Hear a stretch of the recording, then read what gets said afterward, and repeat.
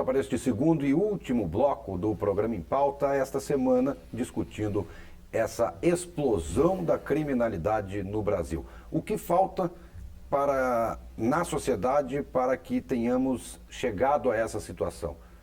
Ética, investimentos em segurança, investimentos em educação, a construção de mais presídios, um combate mais forte e contundente contra a impunidade. Aqui ao meu lado, o professor Henrique Kesk, professor também do curso de Direito aqui da Universidade Fevale, e o advogado Dr. Rodrigo de Carvalho, discutindo este tema.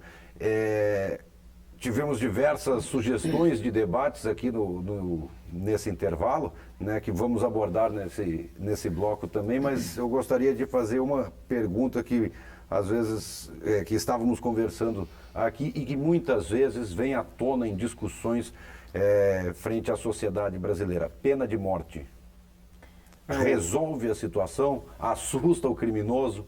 Ou não resolve? O problema da pena de morte, sempre que eu discuto isso, é o fato de que podem ocorrer, e é comum que ocorram, problemas processuais.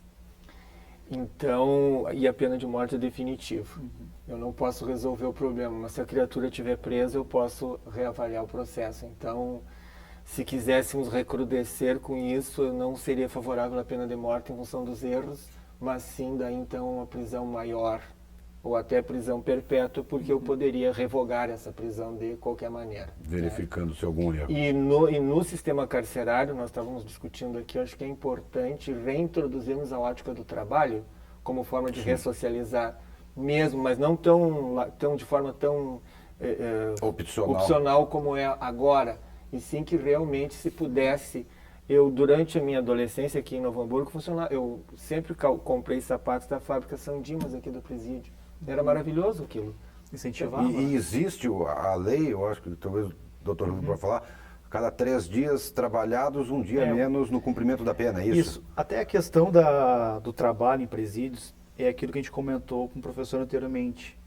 Trava na questão daquele trabalho escravo, que muitas pessoas ou muitas correntes podem reconhecer como trabalho escravo. Na minha opinião, não. Acho que seria um incentivo a mais pela profissionalização da pessoa, uma qualificação. Se a gente não tem oportunidade, se a sociedade já é engessada para dar serviço a esse presidiário, um sistema de qualificação interna seria mais apropriado. Mas hoje nem isso nós temos, não estamos engessados nessa questão. Nos direitos humanos. Nos direitos humanos, e importante ressaltar nessa discussão que o Estado também deve atentar não somente para os direitos humanos da população carcerária. Sim, é evidente que tem direitos humanos e tem que ser respeitado. Mas o problema também são os direitos humanos das vítimas da violência. Claro que uma punição maior não vai recuperar a vida de alguém, mas deixa um certo sentimento de que realmente houve a punição. Então nós temos também que reequilibrar o processo agora no sentido dos direitos, da defesa dos direitos humanos da vítima que sofre a agressão. E outra questão que eu acho relevante aqui é que 60% ou 70% da população carcerária brasileira é tráfico, crime organizado do tráfico, formação até de um Estado paralelo em relação ao Estado oficial e a perigosa ligação do Estado paralelo com o Estado oficial, através da lavagem de dinheiro de todas as formas possíveis e imagináveis. Agora, por que é que existe o tráfico? É porque existe consumo. Claro. Porque ele é mantido. Então, de novo, quer dizer, é a sociedade que consome cocaína, porque, desculpe ser tão enfático. E que faz passeada pela face. Exatamente. Então de novo, nós fechamos um ciclo vicioso. Não é à toa que se vestem de branco nas passeadas. E quem consome a cocaína é a classe média e a alta classe média. Então, muito bem. Então, se há demanda, há oferta. E aí nós criamos este sistema, de novo, desse Estado paralelo. Então, como sociedade, nós temos que refletir tudo isso, sobre uma nova política, uma nova legislação De combate também, às drogas. de combate às drogas, porque elas são responsáveis por 60% a 70% da A criminalidade. legalização das drogas, como em alguns países, claro, a cocaína não conheço algum país que seja legalizado, né? Mas, por exemplo, a maconha, vocês acreditam que já diminuiria, e muito alguns índices de violência com a legalização da maconha? Olha, quero dizer que eu não sou usuário, em primeiro lugar, mas eu defendo a legalização. A regulamentação por parte do Estado é diferente, a regulamentação, porque sinceramente, já que há espaço para se dizer isso aqui, o crime não é praticado por maconheiro, porque a maconha produz um outro efeito. Eu não conheço ninguém que fumou O crime é baseado praticado e pela foi roubar alguém na rua. o crime é praticado pela cocaína e pelo álcool. Isso aí é uma questão que a gente tem que verificar os países vizinhos. O Uruguai, a gente pode ver por números, entendeu? Regulamentação da maconha. Sim, e regularização, né? Claro. O governo também passaria a ganhar dinheiro. Passaria. Os Estados Unidos, eu acho que agora eles também lançaram uma pesquisa, foram bilhões de dólares que eles vão receber através dos estados que regularizaram o uso da Agora o maconha. STF recentemente, né? Essa semana ainda, ontem ou hoje. Foi ontem. Ontem já liberou os canabidioides e o THC tratamento. para tratamento médico. Bom, isso pode ser um indicativo de uma possível outra solução legal.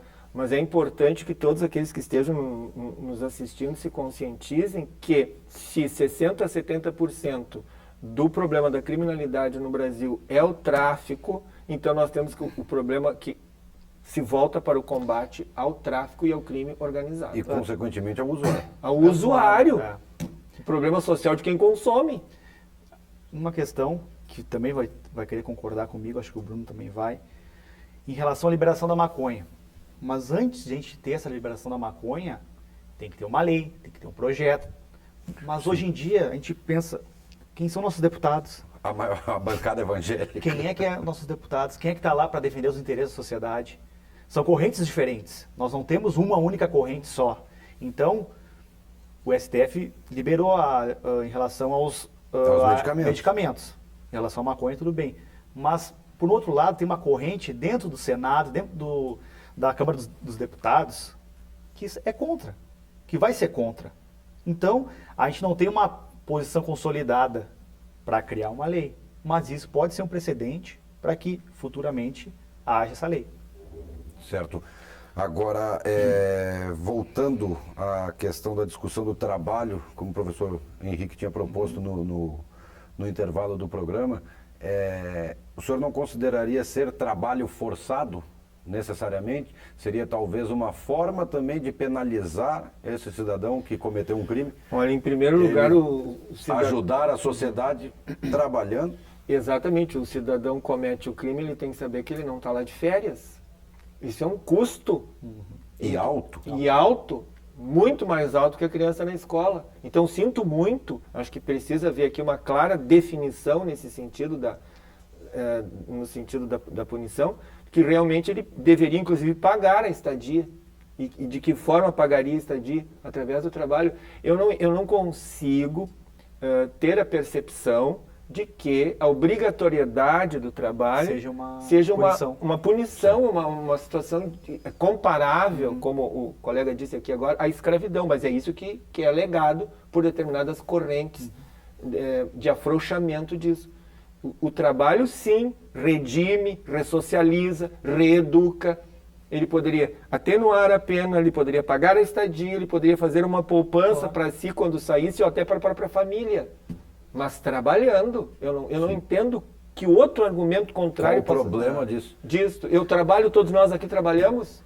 Nos outros sistemas penais, carcerários da Europa, isso aí é tranquilo. Nos Estados Unidos, até hoje, Alemanha. o detento sai com a famosa bolinha de ferro nos pés e as que correntes... E vai trabalhar. Que vai puxa trabalhar. e vai Capinar. capinar terreno, fazer plantação em fazendas. Eu sou daquela opinião, professor. Mente que fica parada. É a oficina do diabo, já diria Lutero.